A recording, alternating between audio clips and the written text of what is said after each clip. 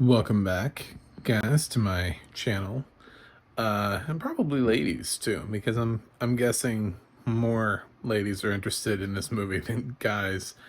I'm John Stark from Movieguy.com, and this is my review of Purple Hearts. Yeah, I'm a blind film critic. Not that that this cute little romantic drama, uh, you know, had any Transformers in it for me to have to describe to you, so don't worry. It did have audio description, but interestingly, I swear I was listening to the credits the whole time and I never heard audio description provided by. So it's a mystery to me.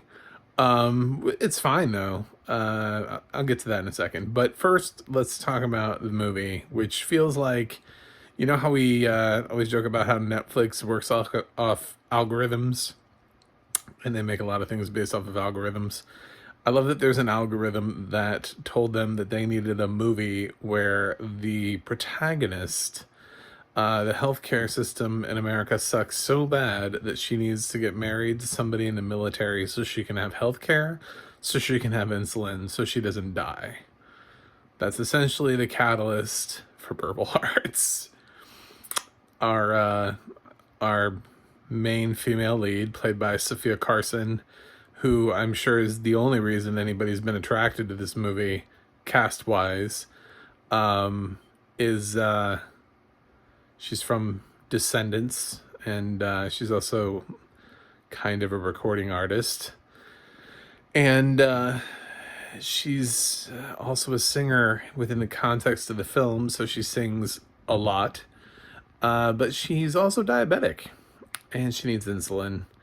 And through happenstance, she ends up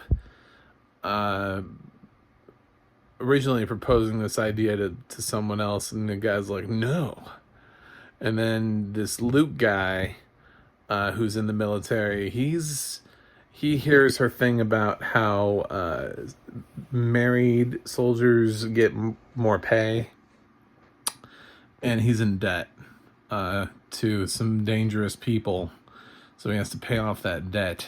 And so he takes her up on the offer, and they work out this scheme, and they're worried about being caught by the government, and that sort of moves the plot forward. They don't really know much about each other. They're kind of opposites.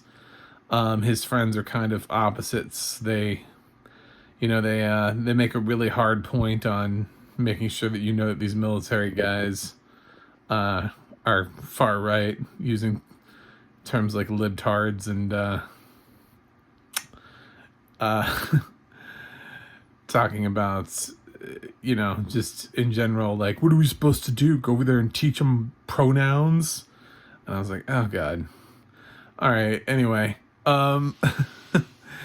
so and then meanwhile, she's on the other end, and she comes from a family of immigrants, and so she has a completely different worldview on life, and it's just clashing. The whole film just clashes, and they don't even get to know each other that well because he has to like ship out immediately after they get married. So they write kind of letters back and forth, and the film progresses. She becomes a recording artist. He's working through his stuff.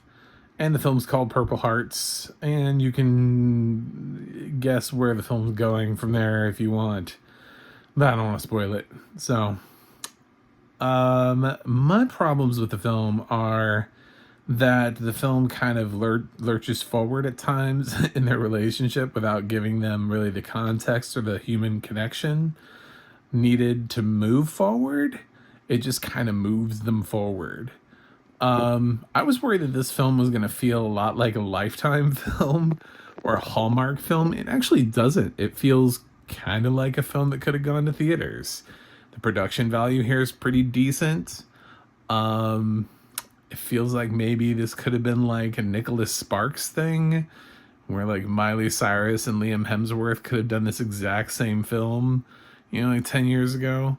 But it's Sophia Carson and some guy we'll probably never hear from ever again. And that's okay. I mean, it's It's a decent story, and Sophia Carson does a nice job with it. I'm not gonna begrudge her on it. She has to sing a lot. I'm not crazy about her voice. I never was. I've seen Descendants.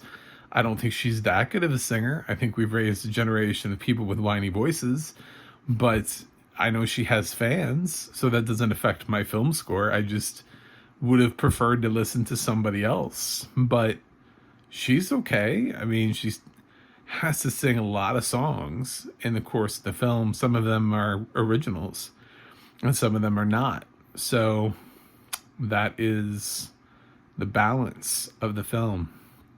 As she gains more confidence in her performance as this relationship builds, and of course he gets more invested in her, and they have to learn to trust each other and lean on each other. And that's sort of what the film is about, is kind of making that leap and then kind of falling in love afterwards. Sort of little bit. I This was better than I thought it was going to be. When I when I saw the description for it, when I heard it was coming out, I was like, "This is a movie I'm going to be given like a D plus to." And when I was watching it, I was like, "Oh, this isn't terrible." All right, kind of like I was surprised by A Weekend Away with Leighton Meester. Like I didn't think she was good, but I thought the film was good. This kind of was like that for me. I was expecting to not like the film, and it surprised me. So I don't play around. I don't lie. If I don't just walk into a film and hate it just simply because I think like everybody else is going to, and it's like, guys, we all agreed we're gonna show this film, right? We all got together and we just agreed. Okay, we're good. We're everybody. Okay. Yeah, no, that doesn't happen. So I may be the only person who thought this film was fine for the most part. It, like I said, it sometimes it just feels like it's lurching forward, and it hasn't really established or earned the relationship that it's trying to get out of its co-stars. So that's probably my only thing is sometimes you get it. Like there are some great romantic movies where like you have these great moments and they're just sort of like swoon worthy, and women just, they like, oh my god, he is so high, he's just so good. This movie doesn't really have that. I mean, they rush through this. There are times where they're like arguing and then like 2 seconds later they're like making out, and they don't know anything about each other. They're like, the film needs us to make out now. Like, we're gonna do that. It's like, okay, cool. But otherwise, it's competently written, and the supporting cast is full of people I've never heard of before, and they all did fine. There wasn't somebody who I was like, oh, clearly this person is in the wrong film. They never should have been cast. I was like, no, everybody did fine in their roles. There wasn't like a bad person, even though I don't know who these people are. Even the guy, I don't know who he is, that plays Luke. No idea. Didn't recognize him. Don't know why he's there, where he came from. I'm sure he's attractive, and that's why he got the part. But I thought he did a good job. So acting's fine, music's okay. This film checks boxes, maybe not with like a Sharpie, but like where it's like, yes, please run out and see this movie immediately. But it's like, yeah, if you're on Netflix and you look at it and you go, this looks like it might be my thing. I wonder if it's any good. It probably is. You'll probably like it enough. The audio description for me was weird because I was trying to figure out who was doing it. It's really upbeat. Sometimes you have to think about the tone of a narrator's voice. I know audio description is a craft. I respect it as a craft, like the narrators and the writers and everything that they do together. And sometimes you can't just pick like any old narrator. There's nothing wrong with this narrator's voice, and I would hire her for like 100 projects. I don't know that I would have hired her for this one, because this one does get pretty serious, and she kind of always remains in a different mode, like an upbeat, sort of almost like like a kids and family mode. Like I could see her describing like Disney and DreamWorks films, but I don't know that this was the right mood for some of the things happening. I felt like she was a little too happy at times, considering the things that were going on plot wise. And it's the kind of voice that I normally hear describing kids' films, which she would be great at.